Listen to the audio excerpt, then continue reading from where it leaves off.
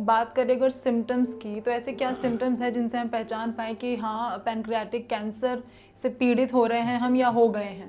देखिए, इसमें क्या होता है कि जो पेनक्रियास में डिफरेंट डिफरेंट एरियाज़ होते हैं और जो सिम्टम्स एंड साइंस वो डिपेंड करता है कि आपकी किस जगह पर लोकेटेड है ट्यूमर। अगर वो हेड ऑफ द पेनक्रियास में लोकेटेड है तो काफ़ी ज़्यादा चांसेस होते हैं कि पेशेंट जॉन्डिस से प्रेजेंट करता है। ओके। जॉन्डिस है, इचिंग है और उसका जो स्टूल्स है उसका कलर थोड़ा मटमैला टाइप का हो जाता है और हाई कलर्ड यूरिन आता है।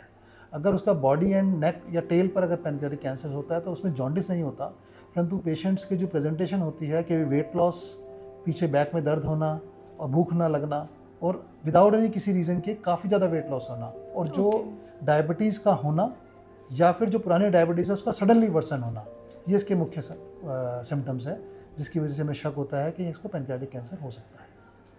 सर, अब बीमारी सिम्टम्स हमें लगने लगा कि हाँ, हमें शिकायत हो सकती है, फिर दिमाग में सिर्फ एक बात आ गई कि कहीं ऐसा तो नहीं कि हमें पैनक्रियाटिक कैंसर हो। तो अगर हम टेस्ट या डायग्नोसिस की बात करें तो वो हम क्या कर सकते हैं? सबसे पहले हम ऐसे डिवाइड करते हैं टेस्ट को कि एक तो पहले कि डायग्नोज बनाएं कि वो कैंसर है।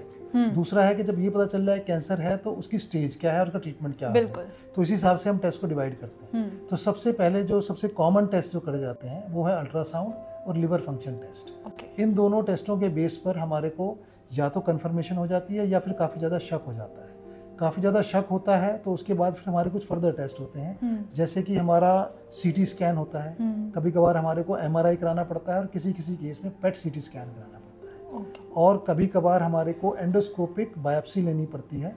और जॉन्डिस अगर किसी पेशेंट को है और ऑपरेशन से पहले वो जॉन्डिस को कम करना अगर ज़रूरी है तो एक ERCP नाम का टेस्ट भी होता है, जिससे हम एक जो पित्त की नाली होती है उसमें एक छोटा सा पाइप जिसको हम स्टेंट बोलते हैं वो डालते हैं, जिससे कि जॉन्डिस कम हो और उसके बाद हम सर्जरी करते हैं। ओके। तो ये डिफरेंट टेस्ट हैं जिनकी जरूरत पड़ती है डिफरेंट टाइम्स पर। आपने जॉन्डिस का जिक्र किया, तो क्या हम ये बोल सकते हैं कि जॉन्डिस इस कैंसर को और ज़्यादा वर्स बनाता है?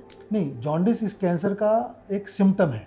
जैसे कि अगर हेड ऑफ द पेनक्रियास के अंदर अगर आपका ट्यूमर है तो वो पित्त की नाली जो हमारे हेड ऑफ पेनक्रियास के अंदर से होकर जा रही होती है, तो अगर वहाँ का ट्यूमर होगा तो उसको कंप्रेस करेगा। अगर कंप्रेस करेगा तो जो पित्त है लिवर से निकल के इंटेस्टाइन में नहीं पहुँच पाएगा, जिसकी वजह से वो जॉन्डिस बनेगा। तो वो इसका सिम्टम है। जो जॉन्डिस का लेवल का कोई सिग्निफिकेंस नहीं है कि ज़्यादा जॉन्डिस है तो ज़्यादा खतरनाक है, कम जॉन्डिस है तो कम खतरनाक है, उसकी रेलेवेंस प्रोग्नोसिस में नहीं है।